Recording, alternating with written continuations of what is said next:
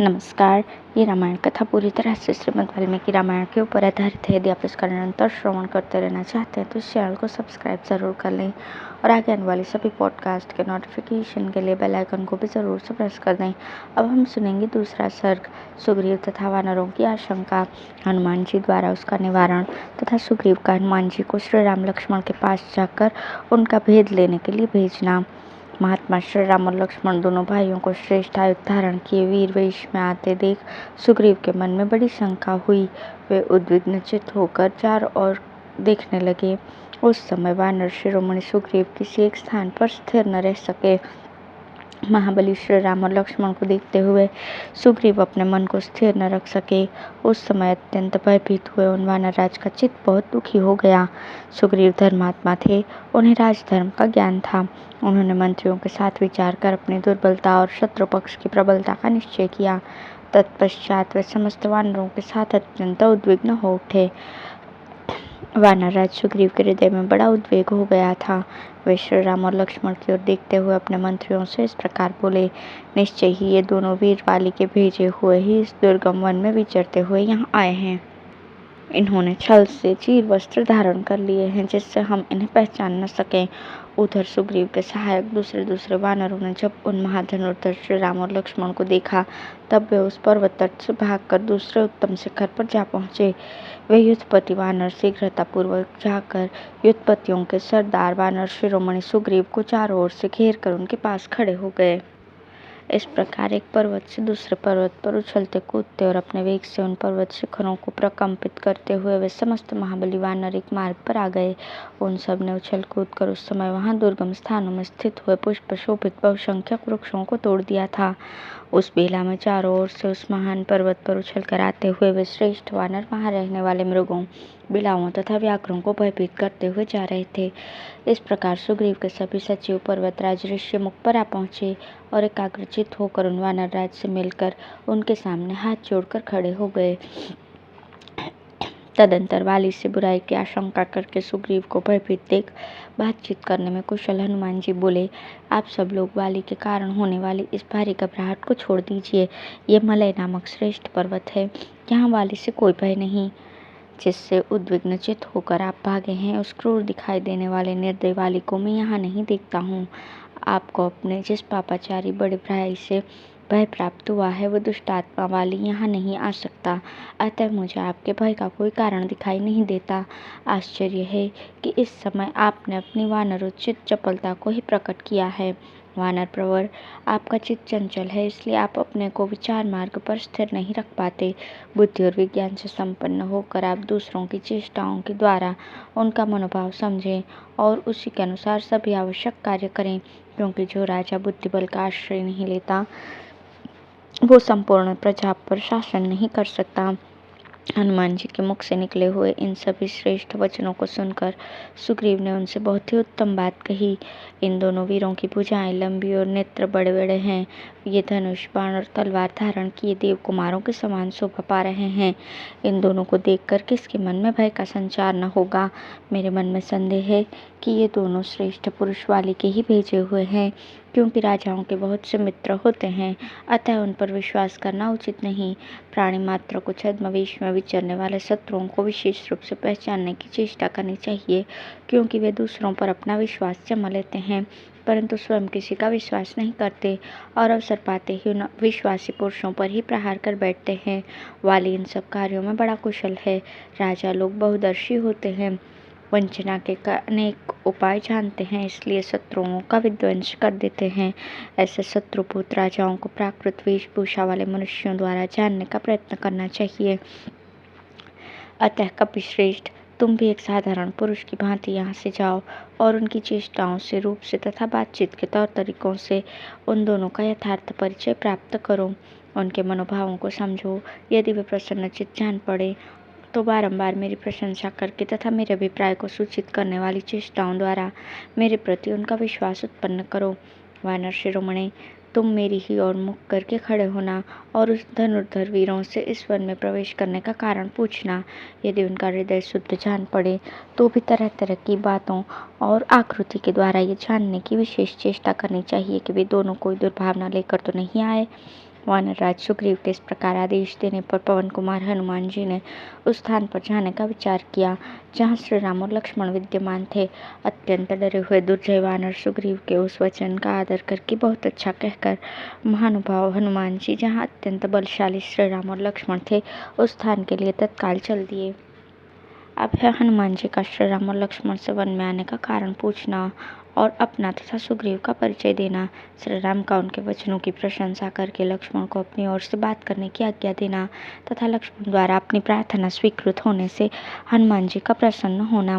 महात्मा सुग्रीव के कथन का तात्पर्य समझकर हनुमान जी ऋष्यमुख पर्वत से उस स्थान की ओर उछलते हुए चले जहाँ वे दोनों रघुवंशी बंधु विराजमान थे। पवन कुमार वानरवीर हनुमान ने यह सोचकर कि मेरे इस कपि रूप पर किसी का विश्वास नहीं जम सकता, अपने उस रूप का परित्याग करके भिक्षु का रूप धारण कर लिया। तदंतर हनुमान ने विनीत भाव से उन दोनों रघुवंशी वीरों के पास जाकर उन्हें प्रणाम करके मन को अत्यंत प्रिय लगने वाली मधुर वाणी में उनके साथ वार्तालाप आरंभ किया। वानर शिरोमणि हनुमान ने पहले तो उन दोनों वीरों की यथोचित प्रशंसा की, फिर विधिवत उनका पूजन करके स्वच्छंद रूप से मधुर वाणी में कहा, वीरों, आप दोनों सत्य पराक्रमी, राजर्षियों और देवताओं के समान प्रभावशाली, तपस्वी तथा कठोर व्रत का पालन करने वाले जान पड़ते हैं। आपके शरीर की कांति बड़ी सुंदर है। आप दोनों इस वन्य प्रदेश में किस लिए आए हैं? वन में विचरने वाले मृग समूह तथा अन्य जीवों को भी त्रास देते पंपा सरोवर के तटवर्ती वृक्षों को सब ओर से देखते और इस सुंदर जल वाली नदी सरीखी पंपा को सुशोभित करते हुए आप दोनों वेगशाली वीर कौन हैं? आपके अंगों की कांति सुवर्ण के समान प्रकाशित होती है। आप दोनों बड़े धैर्यशाली दिखाई देते हैं। आप दोनों के अंगों पर चीर वस्त्र शोभा पाता है। आप दोनों लंबी सांस खींच रहे हैं। आपकी भुजाएं विशाल हैं। आप अपने प्रभाव से इस वन के प्राणियों को पीड़ा दे रहे हैं। बताइए, आपका परिचय क्या है? आप दोनों वीरों की दृष्टि सिंह के समान है। आपके बल और पराक्रम महान है। इंद्रधनुष के समान महान शरासन धारण करके आप शत्रुओं को नष्ट करने की शक्ति रखते हैं। आप कांतिमान तथा रूपवान हैं। आप विशालकाय सांड के समान मंद गति से चलते हैं। आप दोनों की भुजाएं हाथी की सूंड के समान जान पड़ती हैं। आप मनुष्यों में श्रेष्ठ और परम तेजस्वी हैं। आप दोनों की प्रभा से गिरिराज ऋष्यमुख जगमगा रहा है। आप लोग देवताओं के समान पराक्रमी और राज्य भोगने के योग्य हैं।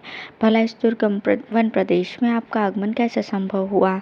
आपके नेत्र प्रफुल्ल कमल दल के समान शोभा पाते हैं। आप में वीरता भरी है।